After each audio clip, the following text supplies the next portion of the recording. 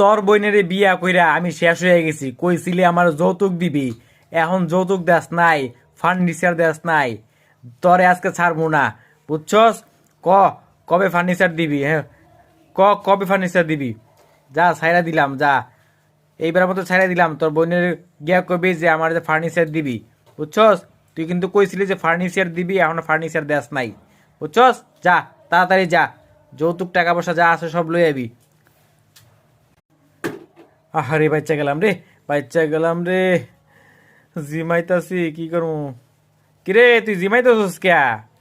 হ্যাঁ, সমস্যাটা কি? ভাই কইেন না ভাই, আমার বোনের জীবন শেষ। যৌতুকের লেগে আজকে আমারে মাথায় তুই লাসার মারছে।